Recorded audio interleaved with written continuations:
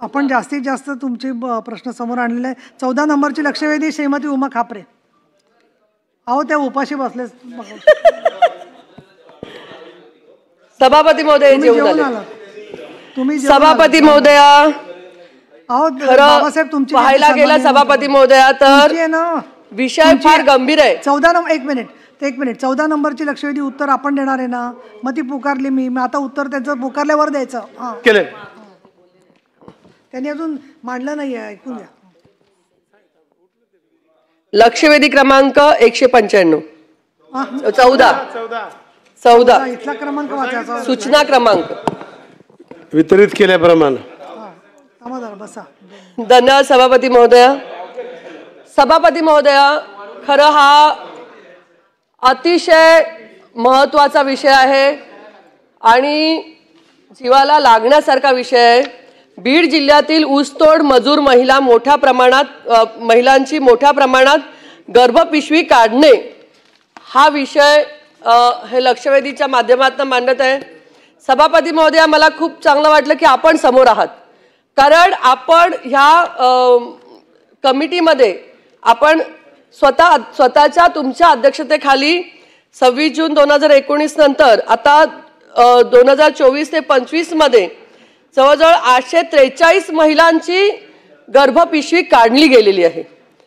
सभापती महोदया जी महिला 400 रुपये जिला 16 तास काम करून मिळतात ती महिला 25 ते 40 हजार रुपये खर्च करून कशा पद्धतीने खाजगी रुग्णालयामध्ये पिशवी काढू शकते. कारण अद्यावत हॉस्पिटल्स तिकडे जिल्ह्याचे आहेत जवळजवळ 17 हॉस्पिटल्स तिकडे आहेत तरीही अशा पद्धतीने का खाजगी रुग्णालयात काढलं जातं.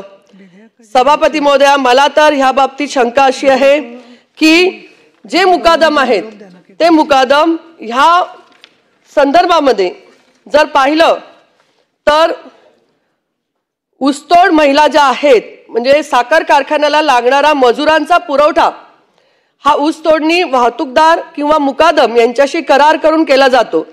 त्यावेळी त्यांना उचल म्हणून 1 ते 3 लाख रुपये दिले जातात. ती रक्कम परत करण्याची वेळ येऊ नये म्हणून ऊसतोड महिलांचा उपयोग तिथे करून घेतात का.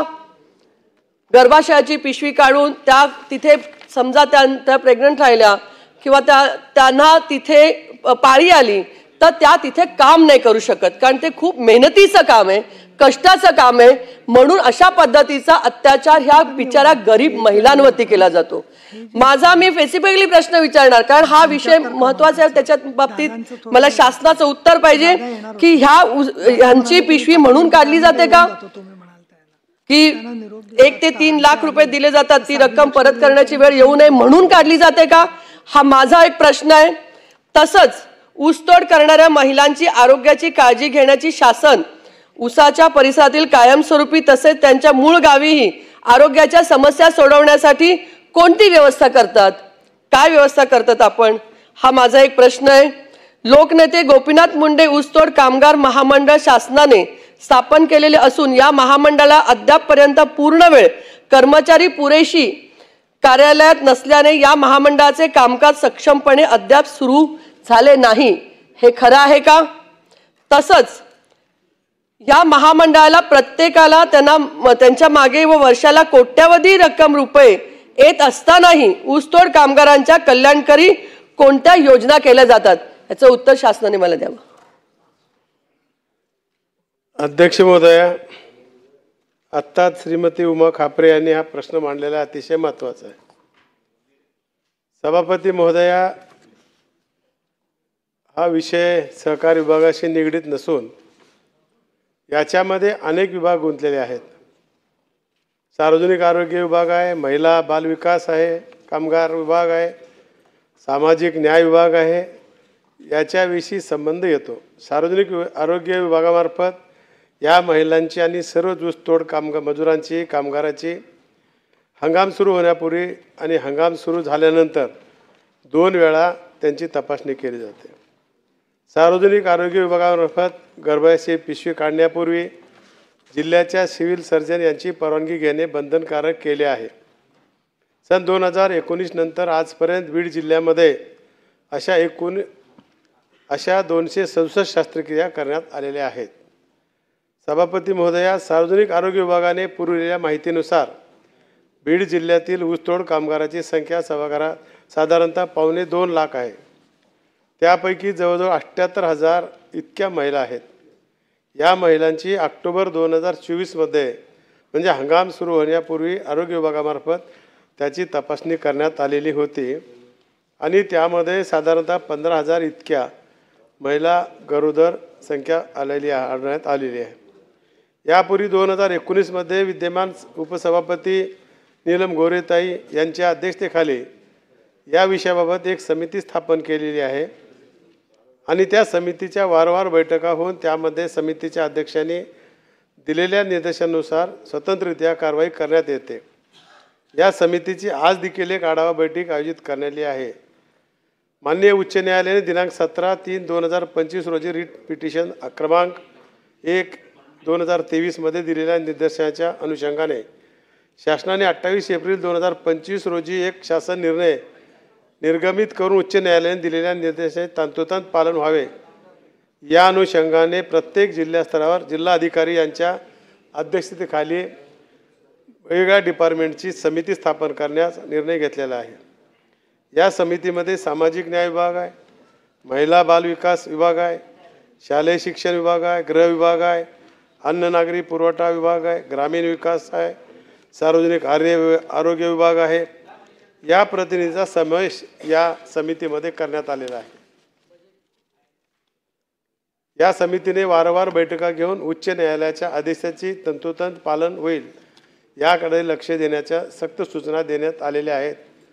नुकतेच साखर आयुक्त यांच्यामार्फत दिनांक 3 रोजी 2025 रोजी एक सविस्तर परिपत्रक निर्गमित केले आहे आणि त्यामार्फत वेगवेगळ्या विभागाची कारवाई विशद केली आहे. साखर कारखान्यांना या मजुराची 3 वेळा तपासणी करण्याबाबत सूचना दिलेल्या आहेत. याशिवाय लोकनेते गोपीनाथ मुंडे ऊसतोड कामगार मंडळ जे सामाजिक न्याय विभागाच्या अंतर्गत काम करते त्यांनी सुद्धा अनेक कल्याणकारी योजना सुरू केल्या आहेत. तथापि मान्य उच्च न्यायालयाने 5 महिन्यापेक्षा जास्त गर्भवती महिलांना ऊस तोडीचे काम देऊ नये अशा प्रकारचे सक्त निर्देश दिलेले आहेत.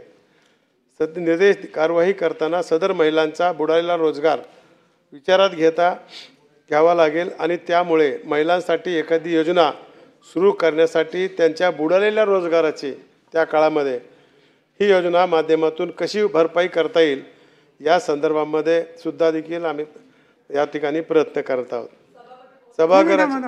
माझं झाल्यावर तुम्ही बोला.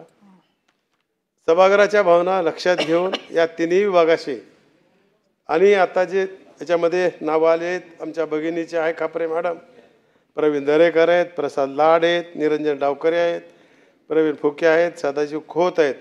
या सगळ्याची माझ्या दालनामध्ये एक बैठक घेऊन सभागृहामध्ये म्हणजे सामाजिक न्याय विभाग, सार्वजनिक आरोग्य विभाग आणि सहकार सर्वांची सभागृहामध्ये हा प्रश्न उपस्थित केलेल्या संबंधित सदस्यांना सुद्धा निमंत्रित करून या संदर्भात बैठक घेण्यात येईल आणि माननीय उच्च न्यायालयाने दिलेल्या निदर्शनाची तंतोतंत अंमलबजावणी कशी करता येईल या संदर्भात त्यांना मार्गदर्शन करण्यात येईल. या प्रश्नाला हा एक उपाय आहे असं माझं मत आहे. ठीक आहे. सन्माननीय चित्राताई वाघ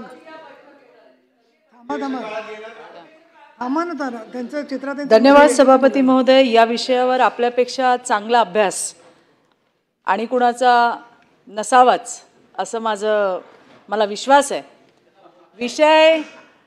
हा विषय जो आहे त्याला अनुसरूनच माझे 2 प्रश्न आहेत. 7 जून 2025ला याच विषयावरची 843 गर्भपिशव्या ऊसतोड महिला कामगारांच्या काढल्या गेल्या अशी सनसनी माजवणारी एक न्यूज त्या ठिकाणी सगळ्या न्यूज चॅनलने ब्रेकिंगवरती लावली. त्यातली सत्यतासुद्धा कोणी तपासली नाही. ज्याचा उल्लेख आता सहकार मंत्र्यांनी केला की 2019 ते 2024 267 शस्त्रक्रिया झाल्या आणि 2019 पूर्वी 576 शस्त्रक्रिया झाल्यात. बरं, त्या विविध कारणांनी झाल्या आहेत. बीडमध्ये तर CS सिव्हिल सर्जन साहेब आहेत, त्यांच्या परमिशनशिवाय या हिस्टेरेक्टॉमीच्या शस्त्रक्रिया होऊ शकत नाही, हे बंधनकारक आहे. पण कुठे या गोष्टींची शहनिशा न करता अशा बातम्यांनी की जे अतिशय संवेदनशील आहे, जी सनसनी माजवली जाते त्याच्यावरती शासन काही प्रतिबंध करणार आहे की नाही हा माझा पहिला प्रश्न. दुसरा माझा प्रश्न आहे की ज्या पद्धतीने बीडमध्ये सिव्हिल सर्जन यांच्या परमिशनशिवाय परवानगीशिवाय हिस्टेरेक्टॉमीची ऑपरेशन्स होऊ शकत नाही.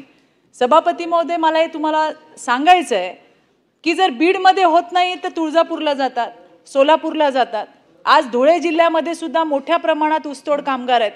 त्यामुळे मग बीडला लागून असलेलं अहिल्यानगर असेल किंवा असं जर आपण म्हटलं की सगळ्या महाराष्ट्रामध्ये जर हिस्टेरेक्टॉमी करायची असेल तर तुम्ही त्या ठिकाणी परमिशन बंधनकारक आपल्याला हे करता येईल का? या संदर्भामध्ये माननीय आरोग्यमंत्री यांच्या दालनामध्ये एक सविस्तर बैठक झाली होती आणि त्यामध्ये आपल्याला PSC लेवलला अशा परमिशन देता येतील का अर्जन्सी बघून, CS पर्यंत यायला वेळ नसेल, फाईल पुटअप करायला वेळ नसेल, तर अशा पद्धतीची एक चर्चा त्या ठिकाणी झाली होती. तर यावरती शासन कार्यवाही करणार का हा माझा प्रश्न आहे. धन्यवाद. मंत्री महोदय आपण बोला, एक एक देते ना. ताईंनी सांगितल्याप्रमाणे त्याच्यात योग्य अशा प्रकारच्या सूचना देऊन न्यूज जे आहेत अध्यक्ष महोदया, न्यूजवाल्याला देखील अशा प्रकारच्या सूचना देण्यात येतील की ज्या गोष्टीला महत्त्व नाही त्या गोष्टीच्या अशा न्यूज देऊ नये. उदाहरणार्थ समाजामध्ये एखादा दरोडा होतोय, धाडसी दरोडा म्हणतात. धाडसी दरोडा कसा होऊ शकतो? मागल्या कालखंडामध्ये दरोडा पडायचा तर अगोदर बोर्ड लावायचे, पाटी लावायचे.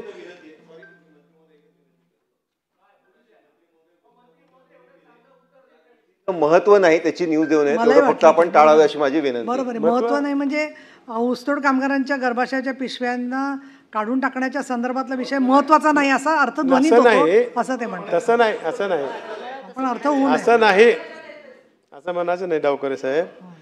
तर काही पेपरला बातम्या आलेल्या असतात, सगळ्या काही शहानिशा देऊन आलेल्या असतात. परंतु ताईंनी जे सांगितला प्रश्न आहे जिव्हाळ्याचा आहे, त्याच्यामध्ये जे काही करायचे आहे त्यांच्याशी चर्चा करून याच्यात काय सांगायचे तुमच्याशी बसतो मी. तुम्ही त्याचे अध्यक्ष आहेत, आपल्याला याच्यामध्ये मार्ग काढायचे आहे, ह्या लोकांना न्याय द्यायचे आहे. आणि कालपुराज दादाच्या हाऊसमध्ये बैठकी सभागृहात याच्यावर बैठक झाली की कारखाना, मजूर आणि शेतकरी मुकदम या तिघाचा एक कायदा करतोय आपण की ज्याच्यामुळं कारखान्याचे नुकसान होणार नाही, दुसरं त्या मुकदमाचंही नुकसान होणार नाही आणि जो काम करणारा जो मजूर आहे त्याचंही नुकसान होणार नाही आणि जेणेकरून कारखान्याचे नुकसान होणार नाही. अशा प्रकारचा एक नवीन कायदा करतोय. विधी न्याय विभागाकडे तो आम्ही पाठवला आहे. त्याची मंजुरी आल्यानंतर याच्यामध्ये निश्चितपणे आपल्याला सगळ्यांना न्याय भेटेल असं मला विश्वास आहे. मनीषाताई कायंदे. सभापती महोदया धन्यवाद. हा प्रश्न दुसऱ्यांदा सभागृहात आलेला आहे. मागे मी नवीनच आमदार झाले त्यावेळी हा प्रश्न मीच आणला होता. नंतर आपल्या अध्यक्षतेखाली समिती स्थापन झाली, बऱ्याच बैठका झाल्या, सर्व संबंधित खात्यांना निर्देश सूचना सर्व काही देण्यात आलं आणि मला वाटतं याच्यावर प्रचंड मोठा अभ्यास देखील झाला. परंतु आपणही तेव्हा होतात की आपण त्या अनेक महिलांना विचारलं की तुम्हाला कोणी जबरदस्ती करत आहे का, तर त्याचं उत्तर चित्राताई आणि उमाताई त्या महिलांनी, मी स्वतःचे साक्षीदार आहे की त्यांनी नाही म्हटलं होतं. माननीय सभापती महोदया तेव्हा अध्यक्ष होत्या त्या समितीच्या. त्यामुळे हा प्रश्न असा एकाच अँगलनी बघता येण्यासारखा नाही आहे.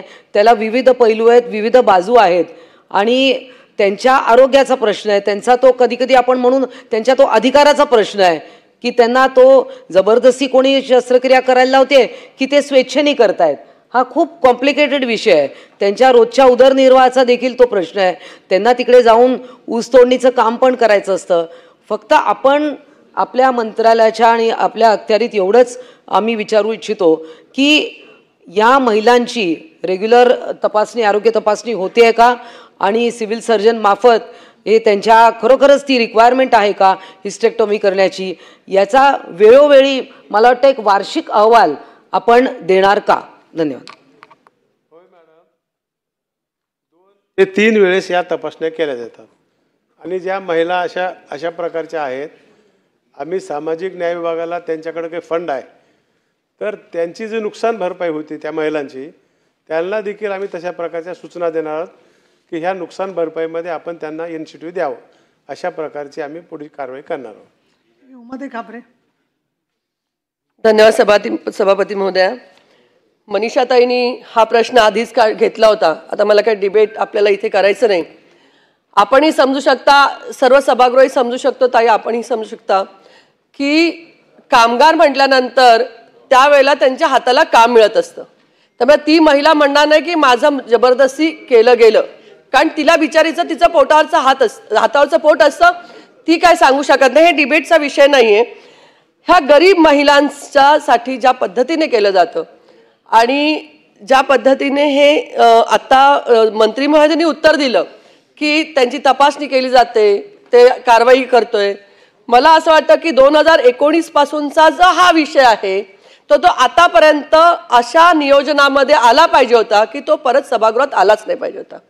त्यामुळे ठोस असे पावलं उचलली गेली पाहिजे शासनाकडनं. ठोस कायदा केला गेला पाहिजे की अशा पद्धतीचा पुन्हा घडू नये.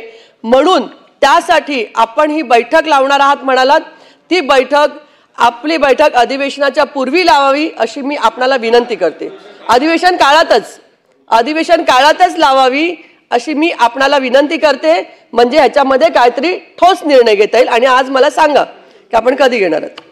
अध्यक्ष महोदया, तशा प्रकारची बैठक लावून ताईला देखील बैठकीला घेण्यात येईल. पुढेची लक्षवेधी घेण्याच्या आधी सभागृहाने चांगल्या प्रकारची शांतता पाळली या लक्षवेधीच्या वेळेला, त्याबद्दल मी आपली आभारी आहे. आणि जे मुद्दे आले त्याच्यामध्ये अतिशय एक उत्तर महत्त्वाचं दिलं सन्माननीय मंत्री महोदयांनी की एक ट्रायपार्टेट अशा पद्धतीच्या ॲग्रीमेंटच्या संदर्भामध्ये, म्हणजे मुकादम, साखर कारखाने आणि सहकार विभाग आणि संबंधित त्यांच्या संदर्भामध्ये, जसं आपण म्हणतो की बिल्डिंग कन्स्ट्रक्शनमध्ये कामगार दगावला तर ती जबाबदारी करताना करारामध्ये या गोष्टी असल्या पाहिजेत. तर जी असंघटित मजुरांची परिस्थिती आहे तीच ऊसतोड कामगारांची परिस्थिती आहे. आणि म्हणून मुकादमांना पूर्ण बाजूला काढलं तर तो अर्धा कोयता म्हणून महिलांना मजुरीवरतीच घेतलं जात नाही. दुसरं 19ची परिस्थिती आणि आत्ताची परिस्थिती काय फरक पडला आहे ते तुम्हाला निश्चितपणाने त्या बैठकीमध्ये स्पष्ट होऊ शकेल. पण अशा प्रकारचा कायदा जो आहे तो होत असेल तर ते स्वागतार्ह आहे. परंतु बऱ्याच वेळेला आपण कायद्यांची चर्चा करतो आणि शेवटपर्यंत तो कायदा येतच असं नाही, काही कारणामुळे तो रखडतो. तसं ते होता कामा नये. त्या संदर्भामध्ये वेळ पडल्यास